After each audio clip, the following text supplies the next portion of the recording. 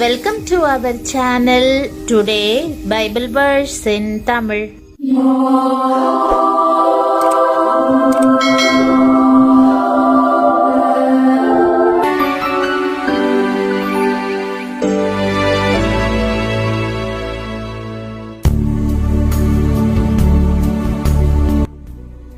இன்றைய வசனம் ஆபக்கூக் 3ஆம் அதிகாரம் 18ஆம் வசனம். கிறிஸ்துவுக்குள் பிரியமானவர்களே, நம்முடைய ஆண்டவரும் இரட்சகருமான இயேசு கிறிஸ்துவின் வல்லமையுள்ள நாமத்தில் உங்களை வாழ்த்துகிறேன்.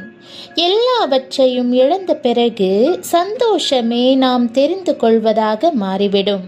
தேவனுக்குள் களி கூறுவது வாழ்வில் தெய்வீக பலனை தரும், நம்மை சீர்படுத்தும். பிரியமானவர்களே, இன்றைக்கு நான் கர்த்தருக்குள் மகிழ்ச்சியாயிருப்பேன், என் இரட்சிப்பின் தேவனுக்குள் களி கூறுவேன் என்ற வசனத்தை தியானிப்போம். எந்த சூழ்நிலையில் அவன் இப்படி சொல்லுகிறான்? முந்தைய வசனத்தில் அத்திமரம் துளிர்விடாமற் போனாலும், திராட்சை செடிகளில் பழம் உண்டாகாமற் போனாலும், ஒலிவ மரத்தின் பலனற்று போனாலும், வயல்கள் தானியத்தை விளைவியாமற் போனாலும், கிடையில் ஆட்டு மந்தைகள் முதலற்று போனாலும், தொழுவத்திலே மாடு இல்லாமற் போனாலும் என்று கூறுகிறான். அவனை சுற்றி எதிலும் பலனில்லாத நிலையில் ஆபக்கு கழிக்கப்பட்ட யூதா தேசத்தின் சேனைகள் நுழைவதை விவரிக்கிறான். தன்னை சுற்றி எந்த ஆசிர்வாதத்தையும் அவன் காணவில்லை. ஆனாலும் தைரியமாக கர்த்தருக்குள் நான் மகிழ்ச்சியாயிருப்பேன் என்று கூறுகிறான். இன்றைக்கும் இது நம் விசுவாசத்தை பலப்படுத்தக்கூடிய வல்லமையான ஆராதனையாக இருக்கிறது. தாவீது கர்த்தரை எப்பொழுதும் என் முன்னே வைத்திருக்கிறேன் என்று கூறுகிறான். எல்லாமும் நன்றாக இருக்கும்போது தேவனை துதிப்பது எளிது. ஆனால் எல்லாவற்றையும் இழந்த நிலையில் தேவனை துதிப்பது கடினமானது. யோபு, அவர் என்னை கொன்று போட்டாலும் அவர் மேல் நம்பிக்கையாயிருப்பேன். எல்லாவற்றையும் இழந்த நிலையில் அவன், நான் தேவனையே பற்றி பிடித்து கொண்டிருக்கிறேன், என் நம்பிக்கை என் தேவன் மேல் இருக்கிறது. எல்லோரும் என்னை விட்டு போகலாம், ஆனால் என் தேவன் உண்மையுள்ளவராயிருக்கிறார். தேவன் மாறாதவர். ஆகவே இன்னமும் அவர் மேல் நம்பிக்கையாயிருப்பேன் என்று கூறுகிறான். அவ்வண்ணமே உண்மையுள்ள மக்கள் அநேகர் என் குடும்பத்தில் சண்டைகள் நடந்தாலும், உறவு முறிந்தாலும், பணத்தை எல்லாம் இழந்தாலும், என் குழந்தையை இழந்தாலும் கர்த்தருக்குள் நான் மகிழ்ச்சியாயிருப்பேன். உபத்திரவத்தின் நடுவிலும் கர்த்தர் எங்களோடு இருக்கிறார் என்று கூறுகிறார்கள். துக்கப்படுகிற கூட்டத்தினருக்கு துக்கப்படாதிருங்கள், கர்த்தருக்குள் மகிழ்ச்சியாயிருப்பதே உங்கள் பலன் என்று நினைவுபடுத்துகிறான். அது பஞ்ச காலமாகும். ஆனாலும் நெகேமியா மீட்பர் தங்களோடு இருக்கிறார் என்பதை உணர்ந்து ஜனங்களை களி கூறும்படி அழைக்கிறான். ஆபத்து காலத்தில் நீ சோர்ந்து போவாயானால் உன் பலன் குறுகினது என்று வேதம் கூறுகிறது. உங்கள் உபத்திரவங்களின் மத்தியில் உலகத்தையும் சாத்தானையும் பார்த்து, உன்னால் என் சந்தோஷத்தை தொட முடியாது, என் சந்தோஷம் பாதுகாப்பா இருக்கிறது, என் தேவன் என்னோடு இருக்கிறார் என்று கூறுங்கள்.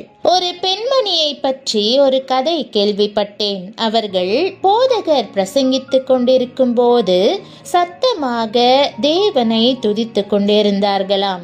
போதகருக்கு அது இடைஞ்சலாக தெரிந்தது. அவர், நீங்கள் வாயை மூடிக்கொண்டிருந்தால் நான் உங்களுக்கு புது காலணிகளை வாங்கி தருகிறேன் என்று சொன்னாராம். அதை கேட்டதும் அந்த பெண்மணி, அல்லேலூயா, காலணி இருந்தாலும் இல்லாவிட்டாலும் அல்லேலூயா என்று உரத்த குரலில் கூறினார்களாம். பிரியமானவர்களே, தேவனை துதித்து கொண்டே இருங்கள். எல்லாமும் எடுக்கப்பட்டாலும் தேவன் நம்மை ஒருபோதும் கைவிட மாட்டார். கர்த்தரின் சந்தோஷம் நிலைத்திருக்கும். நான் கர்த்தருக்குள் மகிழ்ச்சியாயிருப்பேன், என் இரட்சிப்பின் தேவனுக்குள் களி கூறுவேன் என்று பக்தன் கூறுகிறான். களி கூர்ந்து தேவ மகிமைக்காக கெம்பீர சத்தமிடுங்கள். யோபு எல்லாவற்றையும் இரட்டிப்பாக திரும்ப பெற்றுக்கொண்டான்.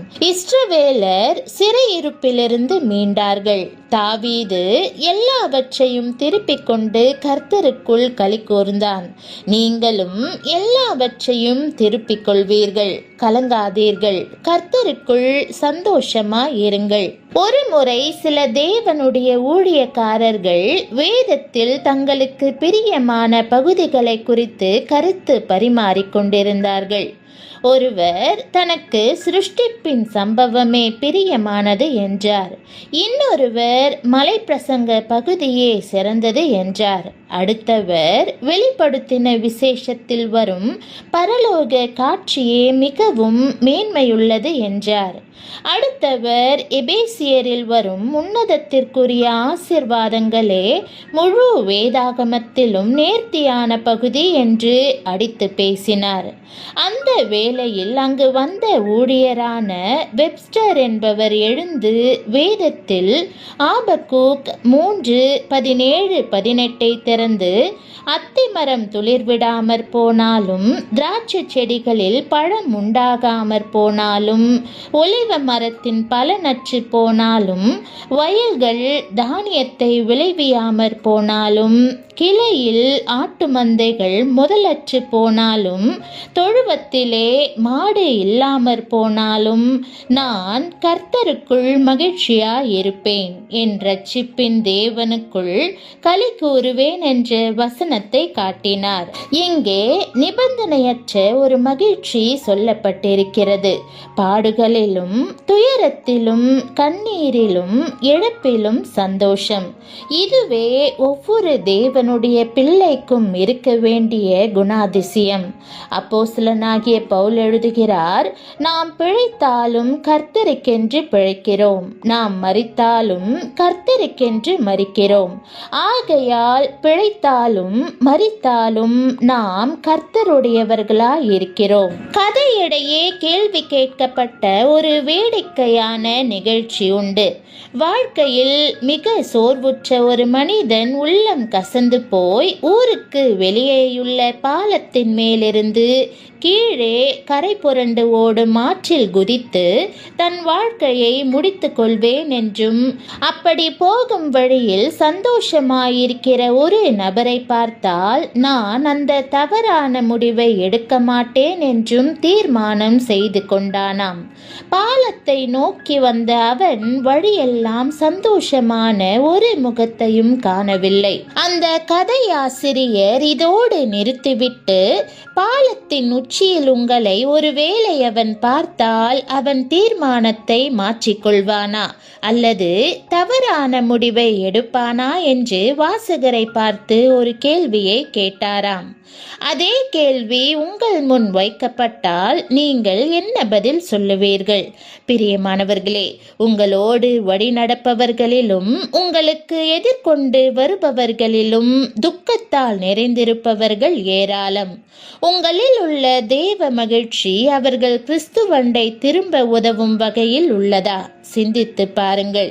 நீங்கள் மனமகிழ்ச்சியாயிருந்தால் அது காந்த சக்தி போல் மற்றவர்களை தேவனண்டை இழுப்பதற்கு ஏதுவாயிருக்கும். உங்களுடைய சந்தோஷத்தின் ரகசியம் என்ன என்று புறஜாதியார் உங்களிடத்தில் கேட்டு சந்தோஷத்தின் ஊற்றுக்காரனரான கிறிஸ்துவை கண்டு கொள்ளுவார்கள். பிரியமானவர்களே, கர்த்தருக்குள் சந்தோஷமாயிருங்கள்.